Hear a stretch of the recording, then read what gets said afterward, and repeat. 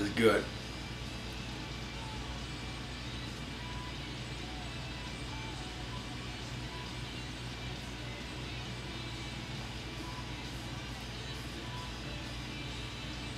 Oh, that is why I love beer.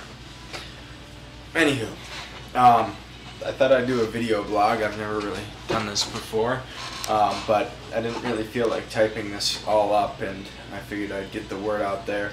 I don't want to talk to you about beer, although I could talk to you about beer.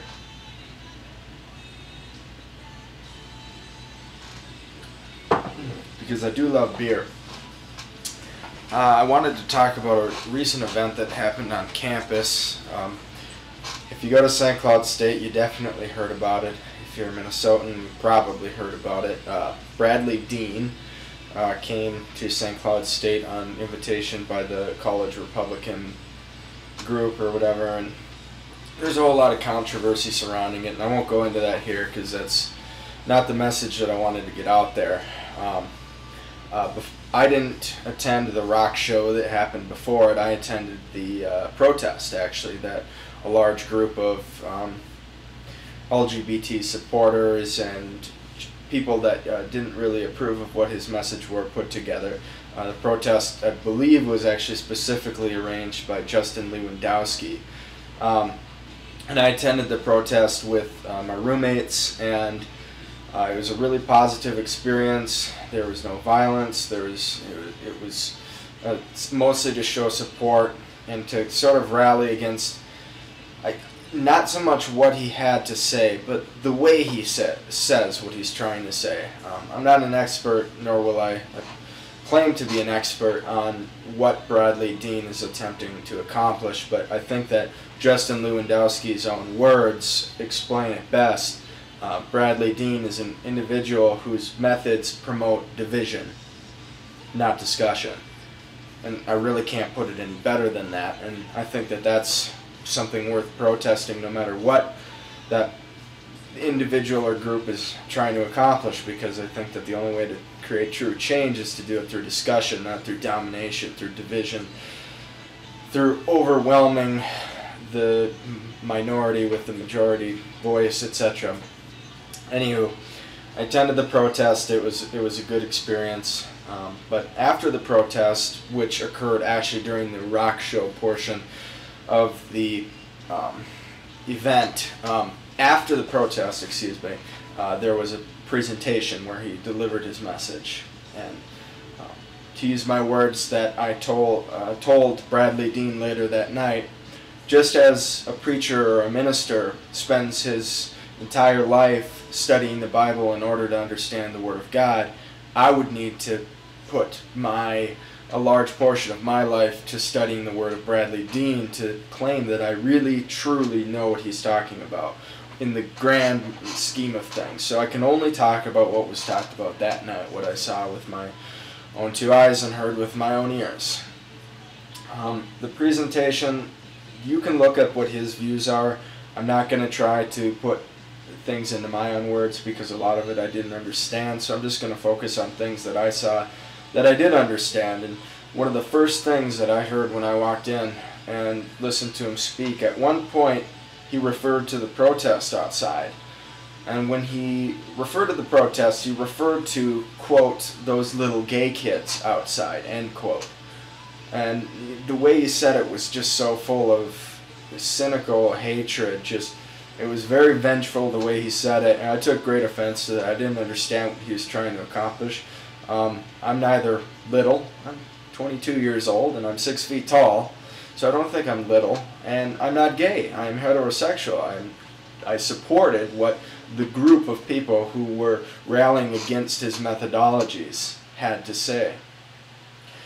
That was one of the first things that I noticed. The second thing I noticed was during his presentation, he was talking about, he said, and I don't remember the lead up, but he said, did you know that there was no problems with homosexuals in the schools? And what he meant by this is like the bullying of homosexuals or the LGBT community.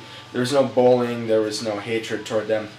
He said that there was no problem with homosexuals in the schools until the homosexual movement. And when I heard this, I'm not a heckler, but I was just, I was overcome with an urge. And I yelled out, "Can I get a source for that?"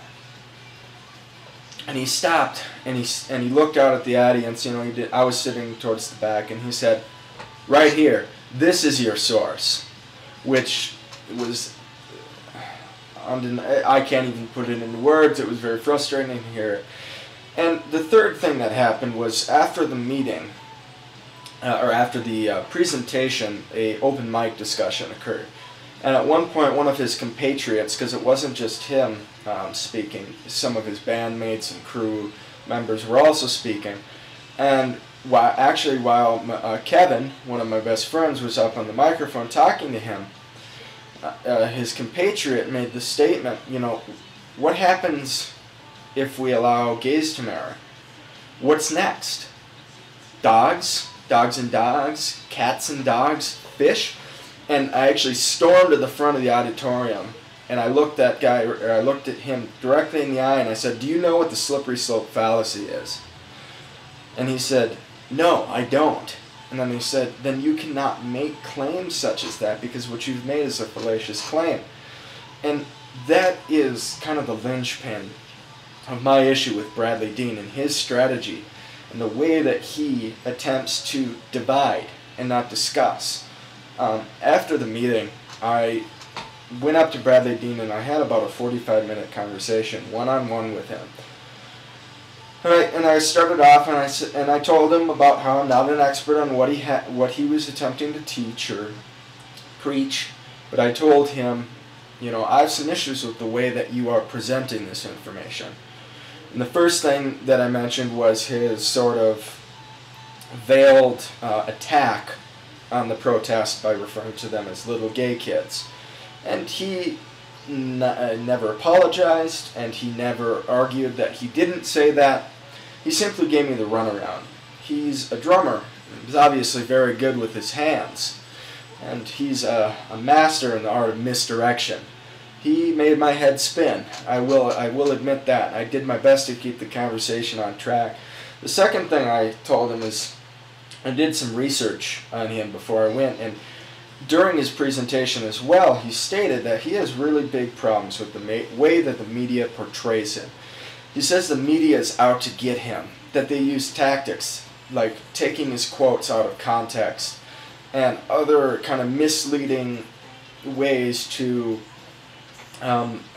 spin his words. And I said that I could understand why he would have a problem with that, and that must be very frustrating to be put in that position. However, I asked him, why do you resort to the same tactics? Is that not extremely hypocritical?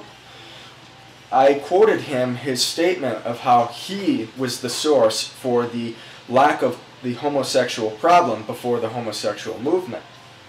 And when I quoted this to him, he didn't have a retort. Again, he gave me the runaround. And the third thing that occurred is during this discussion, which he became very, very angry during. Another best friend of mine, Jordan, told me that during the discussion I was standing calmly with my hands folded in front of me, and his entire body was leaned forward. He was getting in my face, he was spitting all over the place, and he was visibly agitated. He was turning to the people around us for support, trying to back up his claims, trying to get that mob justice, which he so vehemently hates. Meanwhile, I stood calmly and focused entirely my attention on him. And one thing he said is, "Dude," and he'd like to call me bro and say dude a lot. "Bro, why do you gotta focus on just one topic? When I was growing up, I got bullied too. You know, I got bullied for many things. What's so important about the way that these homosexuals, lesbians, transgenders, etc., what's the problems with them being bullied? I was bullied. It made me stronger." And unfortunately, I couldn't come up with a response at the time for that. But after some thought, I realized what the issue and why it's so important to address the issue of bullying and persecution of LGBT individuals. The reason is when you get bullied for, you know, being black in an all-white school. If a staff member sees that, they will stop you, and they will also persecute you, and you will get in trouble, as you should. However, due to the fact that the LGBT community has been so buried in the public consciousness, when an LGBT student is bullied, there is actually legislation in place, like in the Anoka-Hennepin School District, that prevents staff members from intervening. They have to turn a blind eye.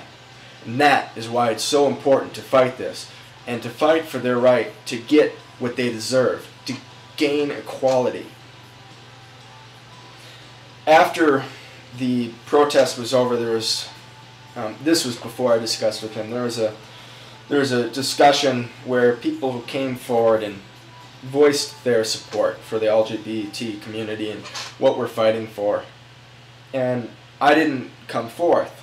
However, I did have a statement to say, and I wish I would have said it at the time. However, I'll say it now.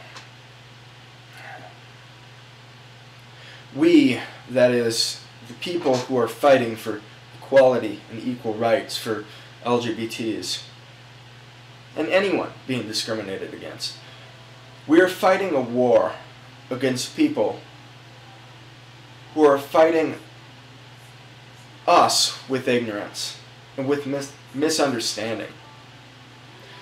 And a war fueled by ignorance and misunderstanding is a war fought without heart.